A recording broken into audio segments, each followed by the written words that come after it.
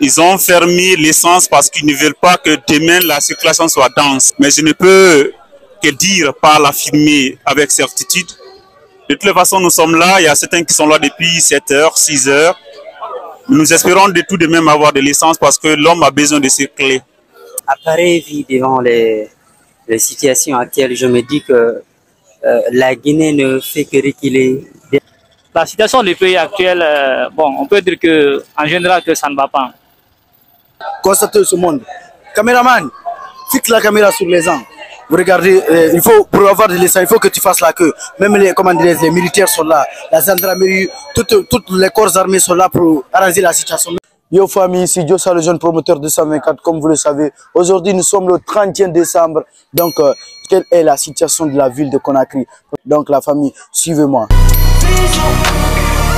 Nous sommes là à Amdallah et nous sommes avec un passant dans la rue. Donc, il s'appelle Monsieur X. Sans plus tarder, il va se présenter. Salut, monsieur. Oui, bonjour. Vous allez bien? Ça va, alhamdulillah. Vous répondez à quel nom? Je m'appelle Boubacar Hassan Bari. Ok, c'est bien. Monsieur, j'aimerais vous poser certaines questions aujourd'hui, vu la situation de notre pays. Aujourd'hui, nous sommes le 30e décembre et nous voyons la ville paralysée et morte. Qu'en pensez-vous de la situation? Bon, à pareille vie devant les situations actuelles, je me dis que la Guinée ne fait que reculer derrière, en fait. Au lieu d'avancer, on ne fait que reculer. On ne sait pas pourquoi est-ce que nous prive de l'essence, une nécessité ou un besoin de première nécessité. Aujourd'hui, dans les autres pays, on ne parle plus de ça.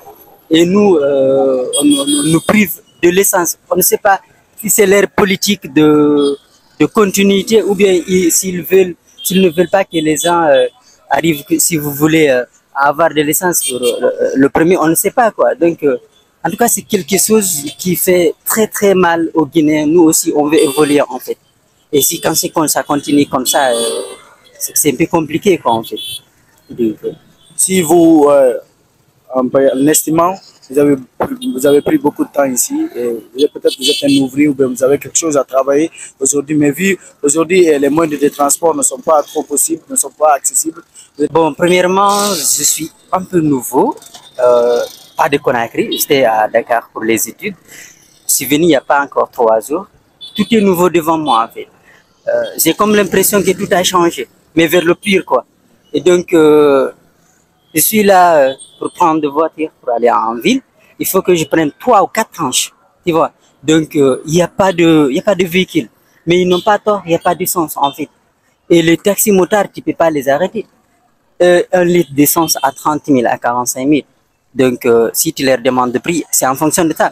Tu vas dire que la ville est chère, mais et aussi c'est là-bas ils gagnent. Donc, franchement, je suis en Guinée, mais c'est comme l'impression que j'ai honte de mon pays, quoi, par rapport au pays de la sous-région, le Sénégal, la Côte d'Ivoire.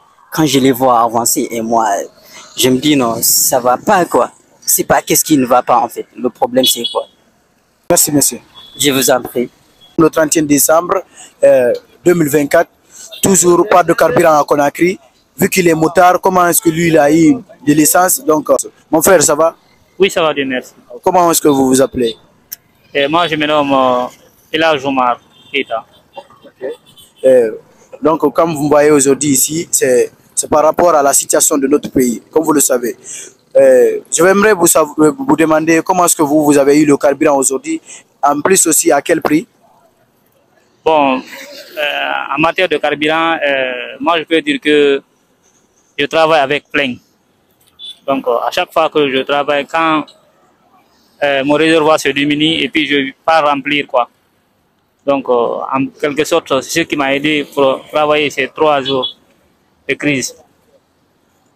Ça c'est bien. En plus, est-ce que vous, par exemple, vous en personne, parce que je ne dirais pas les autres, quand aujourd'hui on demande, par exemple, d'habitude, quand je prends motard ici pour partir à Kipé, d'habitude, avant qu'il y ait coupure de carburant, c'était à combien? Vous savez, en matière de taxi-moto, il n'y a pas un préfixe. Ça se négocie. Ce n'est pas comme les taxis et taxis-villes ou bien les bonbons. En matière de taxi-moto, ça se négocie. Mais avant que la rupture de carburant ne commence, le prix, ça dépend. D'autres partent à 20 000, d'autres partent à 15 000, selon la négociation absolue, quoi. Si aujourd'hui je vous demande comment dire, de quitter ici et de m'envoyer jusqu'à Prima Santel, vous allez me dire à combien? Bon, avec la rupture, je peux dire au maximum 20 000 francs à la personne. 20 000 francs. Voilà, une augmentation de 5 000. Parce que difficilement on a gagné le carburant. La situation du pays actuel, bon, on peut dire que en général que ça ne va pas.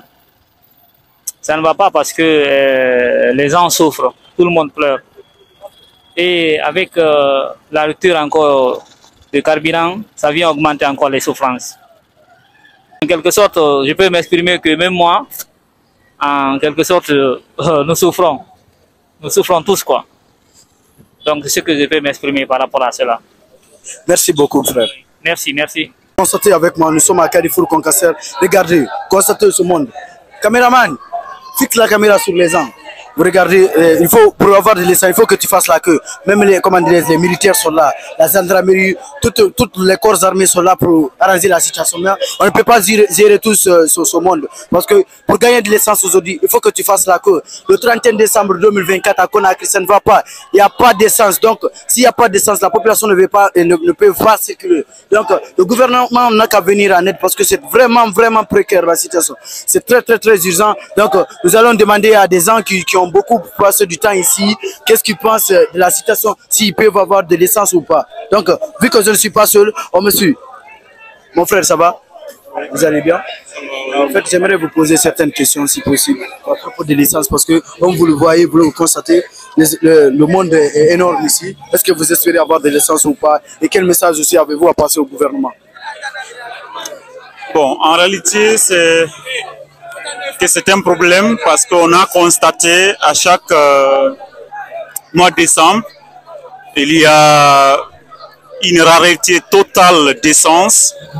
Je ne sais pas si c'est de fait par exprès, mais on sait que l'année dernière, c'était par l'effet de l'incendie du dépôt de carburant.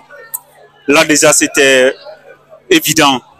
Mais cette année, pour une raison que nous ignorions davantage, on ne sait pas pourquoi ils arrivent carrément à fermer les stations d'essence. Il y a, s'il faut, d'autres carburants, mais l'essence, il n'y en a pas. Et disait-on, selon ce que nous entendons, ils ont fermé l'essence parce qu'ils ne veulent pas que demain la circulation soit dense. Donc je crois que c'est la raison fondamentale, sinon il y a l'essence. Mais je ne peux que dire, pas l'affirmer avec certitude. De toute façon, nous sommes là, il y a certains qui sont là depuis 7 heures, 6 heures. Nous espérons de tout de même avoir de l'essence parce que l'homme a besoin de circuler. Voilà, c'est vraiment...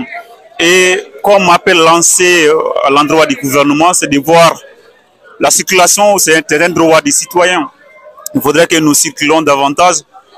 La seule chose qu'ils doivent faire, les membres du gouvernement, c'est de pouvoir sécuriser la circulation, à ce que les citoyens soient, s'il faut, dans une sécurité totale. On sait ça.